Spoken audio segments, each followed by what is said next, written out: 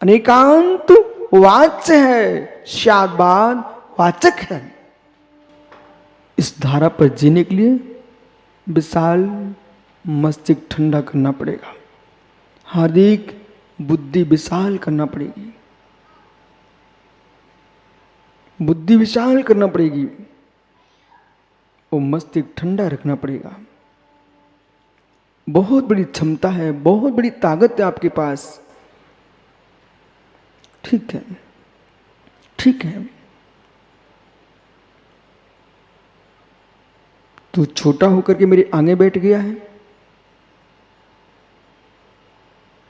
मरियात्या जी, इस संबंध में भाव आया। बालक से कहा, बैठो बैठो। बालक से कहा कि बालक तू छोटा होकर मेरे सामने आके बैठ गया। हाँ, एकांतवादी ऐसा बोल सकता है। मां त्रिशला से वर्धमान के मित्रों ने पूछा, 84 खंड के महल में निवास करने वाले वे परमेश्वर तीर्थंकर भगवान महावीर वैशाली, उनके मित्रों ने पूछा मां से, मां वर्धमान कहाँ है, मुझे आंख मिचौनी खेलना है, वर्धमान के साथ खेलने जाना है, वर्धमान कहाँ है। तो मां ने क्या बोला, वर्धमान ऊपर है। फिर बालक ऊपर चढ़ गए, पर चढ़ गए सीढ़ियों पर और ऊपर पहुंच गए। वहां सिद्धार्थ जी बैठे हुए थे अपने आसन पर। बोले पिताजी वर्धमान कहाँ है। बोले वर्धमान नीचे है। वर्धमान कहाँ है। वर्धमान नीचे है। मां ने कहा वर्धमान ऊपर है, पिता ने बोला वर्धमान नीचे है। इसका मतलब वर्धमान कहाँ है। तो ज्ञानियों, बच्चे थक गए, बच्चे सोचते हैं, बोले क्या है। वो मां कहती है ऊपर है, पिता कहते हैं नीचे है, ये लोग झूठ बोलते हैं क्या। नहीं भैया, मां भी सत्य बोल रही है और पिता भी सत्य बोल रहे हैं। मां सत्य बोल रही है, वर्धमान कहाँ है, ऊपर है। पिताजी क्या बोल रहे हैं, वर्धमान नीचे है। इसका मतलब समझ जाइए, आज बड़े बड़े भवन बन रहे हैं, तलों पर तले खड़े हो रहे हैं। मित्र, ऊपर से नीचे से देखो तो वर्धमान ऊपर है, और ऊपर की मंजिल से देखा तो वर्धमान नीचे है, क्योंकि वर्धमान मध्य की मंजिल में बैठे हुए थे। नीचे थे कि ऊपर, नीचे थे कि ऊपर। दोनों सत्य हैं, दोनों सत्य हैं। अब माने कि बढ़ियात्या विनोद कहते हैं, ओ सुनील पुत्र, तू छोटा सा होकर के मेरे आगे बैठ गया। लो, और ढक लिया तूने तो खड़े होकर के। बैठ जा बेटा। अब उन्होंने कहा तू छोटा होकर के मेरे आगे बैठ गया। ऐसा ऐसा कौन बोलेगा जो अनेकांत को नहीं जानता। वो बच्चे को डांटेगा, भटकारेगा, इतनी विशुद्धि का नाश कर लेगा, लेकिन समझदार क्या बोलेगा, मालूम क्या कहा है। बेटा हटना भी चाहेगा तो वे उसको हाथ पकड़, बेटे बेटे बैठो, बेटे सुन, तू मेरे से बड़ा है, मैं जितना जी चुका हूं, अब मेरी उम्र छोटी बच्ची है, तू जीने वाला है, तू बड़ा है। ऐसे भाषा जगत सीख ले। किसे घर में युद्ध होगा और किस समाज में युद्ध होगा, किस देश में युद्ध होगा, हो ही नहीं सकता। कौन बड़ा, ये युवा बड़ा है कि वो प्रौढ़ बड़ा है। जिनेंद्र भैया, कौन बड़ा। वो बड़े ही बड़े होते कि छोटे भी बड़े होते हैं। बड़े ही बड़े होते कि छोटे भी बड़े होते हैं। विराजो, दोनों को मैं समझा रहा हूं, बैठो। बड़े ही बड़े होते कि छोटे भी बड़े होते हैं। ओह ज्ञानियों, इस मंच के सामने आप बैठे हुए हो, आपके सामने ये युवा बैठे हुए हैं, बहुत छोटी उम्र के। वो 86 साल के, कितने के साल के तो आपके देव कुमार जी हैं, वो यही आपके बाकलीवाल जी, लंबी लंबी उम्र के लोग बैठे हुए हैं। और मालूम ये 19 वर्ष का एक युवा यहाँ बैठा हुआ है, ये 20-22 वर्ष के युवा बैठे हुए हैं। इनको जी आकर के प्रणाम नमोस्तु कर रहे हैं। बोले क्यों आप लोग बड़ों को नमस्कार करते हैं छोटों को? तो मित्र कोई उम्र में बड़ा होता है तो कोई गुणों में बड़ा होता है। इसलिए यदि यदि निर्गंत सागर जी के सामने पंडित देव कुमार जी आए तो ऐसा नहीं, ए देव कुमार, ऐसा नहीं बुलाना चाहिए। महाराज जी उनकी उम्र देखो, आप भाषा सम्मति से युक्त हो, आइए पंडित जी, ऐसा बोलोगे तो उसकी उम्र का लिहाजा है। वो पंडित जी आके बच्चे नहीं, बच्चे नहीं बोलिए, ये दिगंबर मुनि हैं, ये पूज्य हैं, इनको सम्मान दीजिए। अनिकांत, हे मां इधर निहारो, हे मां तुम्हारे नाती पोती आंगन में खेल रहा हूं, वो कदाचित ऊधम भी मचा रहे हूं, तब भी कदाचित गन्ने के खेत में अचानक घुस जाओ ना तो केवल बेटा हाथ पैर कट जाते हैं। गन्ने के जो पत्ते रहते हैं ना वो बहुत नुकीले रहते हैं, उसमें तुमने अचानक हाथ डाल दिया तो छिल जाएगा। सही है? जिस किसान ने गन्ने को लगाया था वही किसान अचानक अविनाश घुस गया, उसके हाथ छिल गया, उधर पैर छिल गए, तो मित्र उसको क्या करना चाहिए? क्या पूरी गन्ने की फसल को तुरंत निकाल के फेंक देना चाहिए ना? ओह किसान, ये तूने ऐसा किया तो तेरी पूरी मेहनत व्यर्थ जाएगी और फिर साल भर तुझे रोना पड़ जाएगा। और गन्ना तो 3 वर्ष तक चलता, एक बार का लगाया गन्ना 3 वर्ष तक चलता है। ओ तूने क्या किया? उसने खेत में आग लगा दिए। समझदार किसान अपनी गलती को महसूस करता है और या फिर सावधानी से प्रवेश करता है, शरीर में संपूर्ण रूप से कपड़ों को ढक के चलता है, गन्ने के मेड़ से निकलते हुए सावधान रहता है। यानी जैसे किसान, मां ध्यान से सुनो, जैसे किसान अपने द्वारा लगाए गए गन्ने के पौधों से यदि छिल भी जाए तब भी काट काट के नहीं फेंकता जब तक उनकी उम्र पूरी नहीं हो जाए, जब तक रस ना आ जाए। ऐसी मां तुम्हारे आंगन में तुम्हारे नाते पोते, तुम्हारी संतान यदि कहीं गड़बड़ी कर दे, उसको मारना पीटना मत। जैसे किसान को दिखता है यही गन्ना मिश्री देगा, यही गन्ना गुड़ देगा, यही गन्ना खांड शक्कर देगा, ऐसी मां जो बच्चा खेल रहा है आज गंदगी मचा रहा है, यही बालक कभी तुम्हारे लिए नमोकार मंत्र सुनाएगा।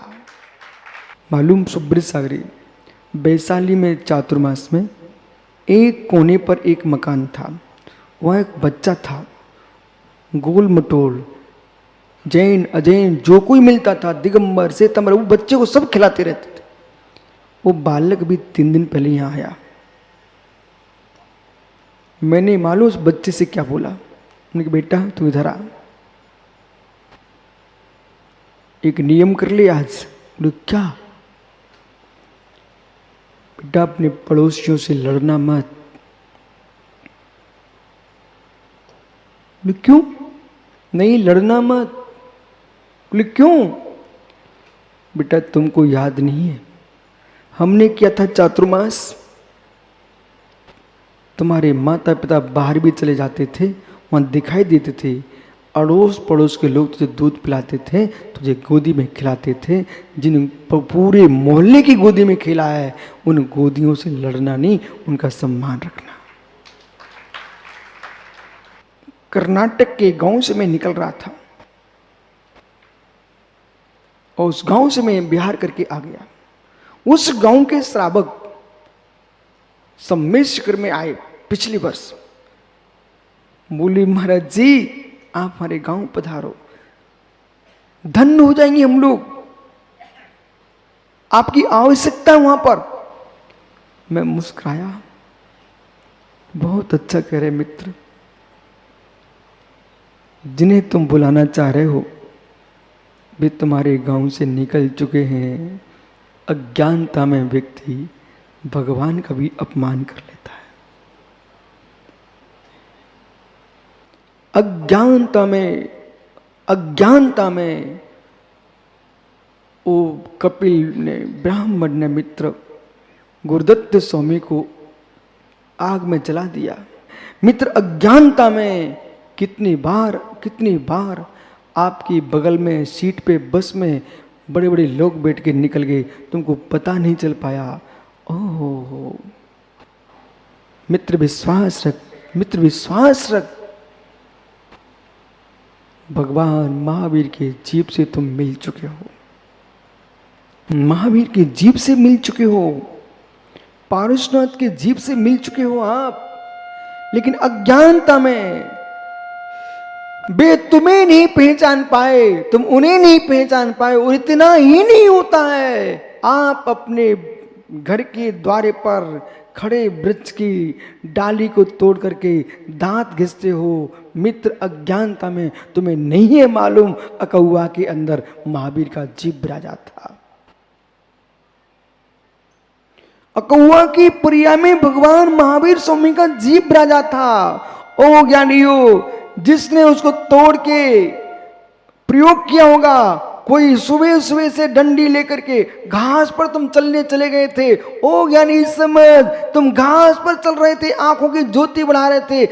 ओ भाई ज्ञानी समझ, सुरेंद्र भैया, तू अज्ञानता के अंदर क्या कर रहा था? अपनी आंखों की ज्योति बढ़ाने के राग में सुबह से घूम करके कितनी ज्योतियों को तू दबा रहा था। उसमें कितने मुनिराज बनने वाले जीव थे, कितने तीर्थंकर बनने वाले जीव थे, कितने देश के महान सम्राट बनने वाले जीव थे, परंतु तुम्हारे द्वारा कुछ ले गए हैं।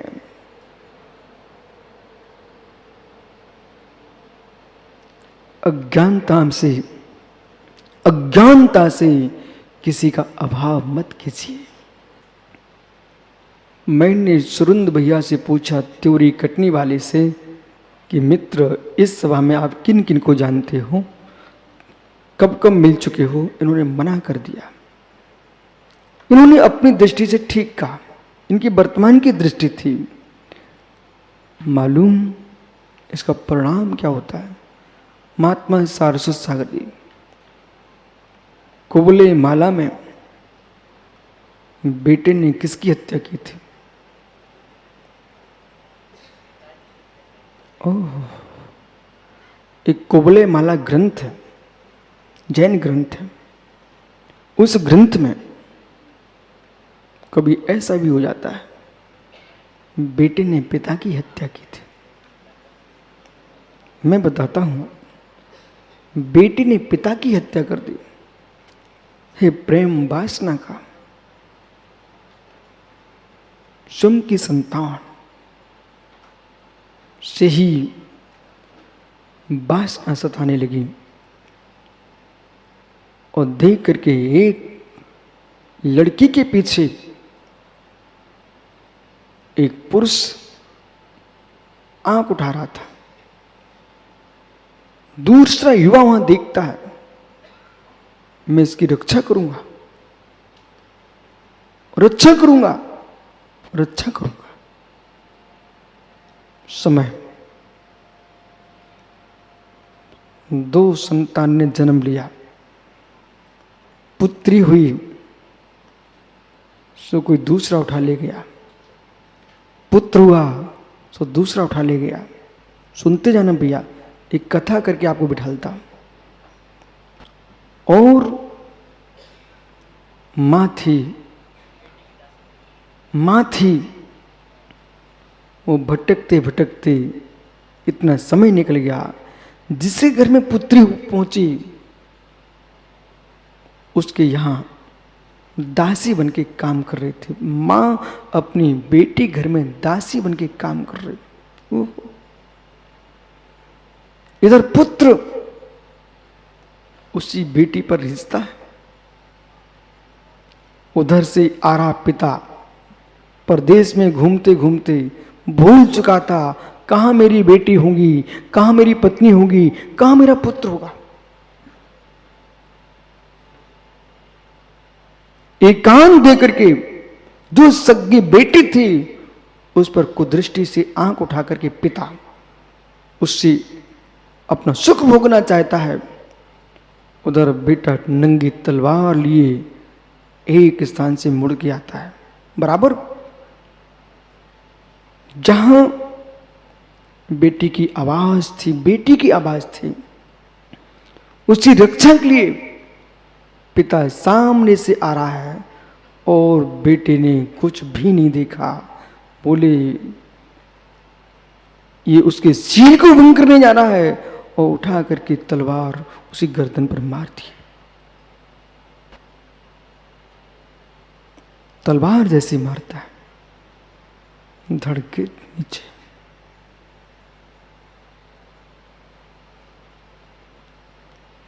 अब क्या होता है? अब क्या होता है? मत करो ऐसा, मत करो ऐसा, आवाज आई। मत करो ऐसा, मत करो ऐसा, आवाज आई। इतने में तो हो ही चुका था सब, क्योंकि बगल में झाड़ी के अंदर एक अवधि ज्ञानी मुराद विराजमान थे।